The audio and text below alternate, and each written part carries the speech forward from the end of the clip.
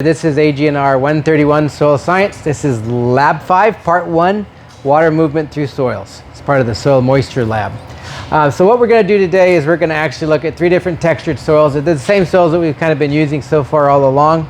And we are going to actually see if water moves through these soils differently. So number one, what we first of all did was we went ahead and sieved these through a number 10 sieve. That's a 2 millimeter opening sieve to make sure that we had soil and not something else. Rocks, sticks, anything like that. So we've got some funnels here, and we're gonna fill these funnels. You can see I've made a couple marks on these funnels. What we're gonna do is put a filter in there. That's, again, we need to stop the soil from running through the bottom of the funnel. But we're gonna add soil to each of these filters, and we marked these in the past so that the lower mark and the upper mark are at the same spot, and the funnels are identical. So we're going to get exactly or as close as we can to exactly the same amount of soil in these funnels, so that we're kind of comparing equal amounts of soil and water moving through equal amounts of soil. So bring the soil up to the first mark, and then we have a second mark up here. It doesn't matter so long as we keep it at the second marker at the top of the filter. You can see my filter paper comes a little bit higher than the top of the funnel. So we just need to make sure that we don't go over the top of the funnel. We want water to run through the filter paper and down through the soil, not outside the soil. All right. So what we'll do is we'll maintain the water at the exact same level above that soil surface for a half an hour. Water is going to move through the soil, and it's going to collect in this flask. When it collects at the end of the 30-minute period, we're going to measure how much water is percolated exactly by pouring it into this volumetric flask here. Okay.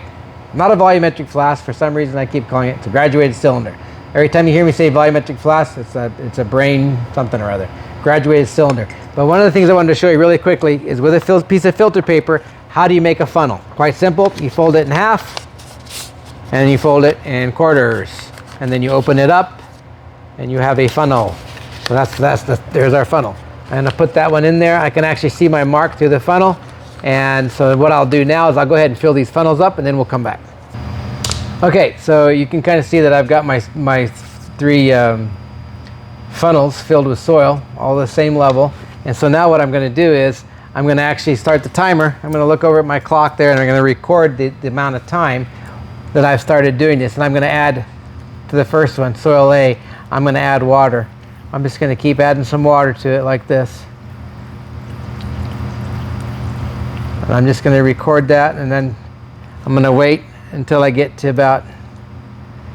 till I get it to the very top up here where I want to. I've got my funnels in as even as I can get them, so I can get that mark.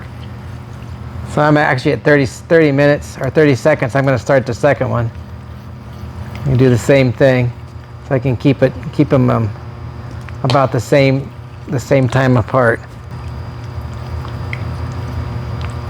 Wait till I finish this one. We'll get this one up. So I got 8 more seconds. That's actually pretty much up there right now. So now I'm going to do the same thing to the last one, and I'm going to keep doing this, maintaining it up there, and then we'll come back in 30 minutes and see how much water we've actually had come through this. So we've been running for about 10 minutes now, and if you look at the dripping in the funnels, I've maintained it at the same level, but you can see a couple different things going on. You can see if you watch that there's definitely a difference in the rate that the water is dripping out of the bottom of these different funnels. Now there could be any kind of number of reasons for this, right? It could just be the texture of the soil, or it could be what else do you think it might be? Well, I'm not going to tell you, because those are things I might actually ask you to sort of surmise based on what you've learned in class and what you've deduced from your reading through your lab exercise. So we'll come back here again in 30 minutes and see if there's even more of a difference.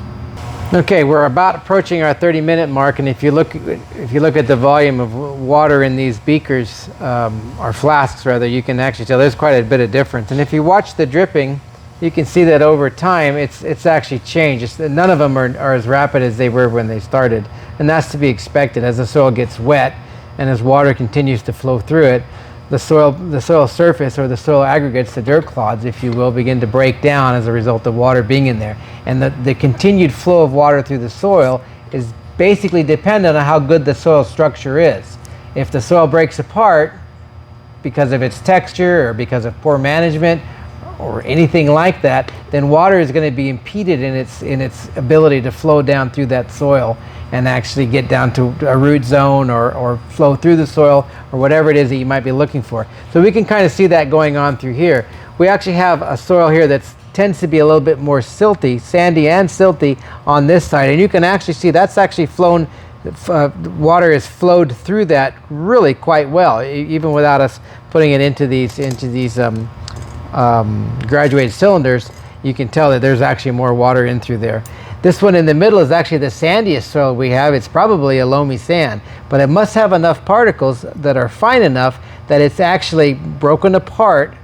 Whatever dirt clods were there, aggregates were there, have actually broken apart, and they've actually clogged the pores, so the water's having a very difficult time actually working its way through that. It's pretty well sealed. We have a much clayier soil on this side, clayey soil on this side, but the structure of that soil is quite decent, and it's been able to maintain its structure for a longer period of time, and the water is still able to flow between those aggregates. So the aggregates are pretty stable, and because of that stability in this soil that's heavy, that's clayey, the water's still been able to flow through there pretty well.